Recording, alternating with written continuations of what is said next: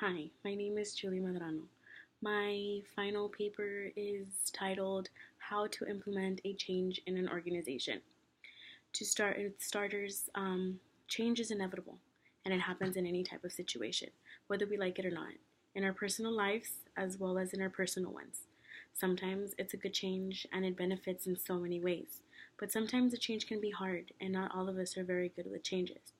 So it's very important to know how to approach change, especially in an organization when you're talking about different types of people who were involved.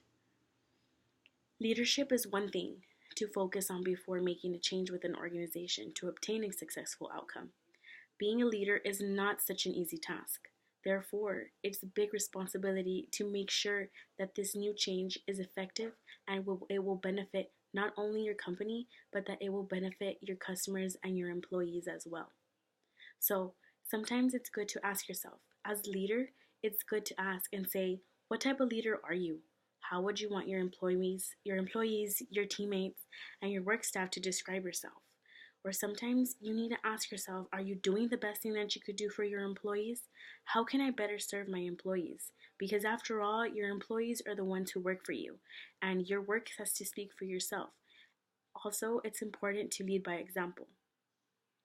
So, with that being said, managers sometimes expect to be listened to, but because they have a mentality that if they're a manager, it has to be what they say so, but it's not always the same. It takes anybody could be a manager, but not anybody could be a leader. So it's very important for us to know how to be a leader and implement that. To take As a leader, we need to make sure that we take advice from our workers so that we could figure out, or anybody who is associated with the company, so we could figure out together with what works best for the company and what works best for them, what they think will be most beneficial for everyone, and just so we could go with it. Some say that this type of leadership is perfect when implementing a change in an organization, but the type of leadership is not effective, and that are not effective are closed minded. Change can be hard, like I said before, enough as it is. And it could add stress to a certain situation if it's not approached the correct way. The work staff can experience added stress because they don't want their boss to call them out or punish them for not perceiving the change as the way that they should have. That's why it's important to plan. Planning is something that I also discussed within my last artifact, and how to make a successful planning.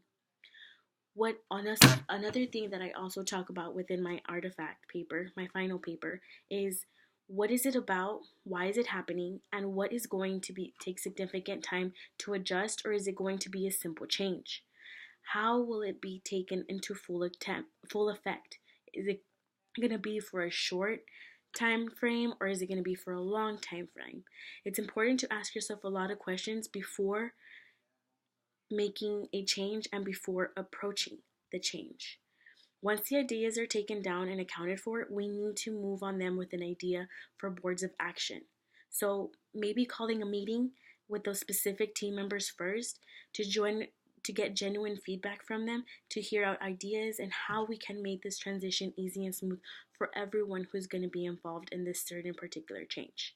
Within my paper, I also talk about the Kirk Lewin's change model, as well as how it consists of the unfreeze, change, and the refreeze process.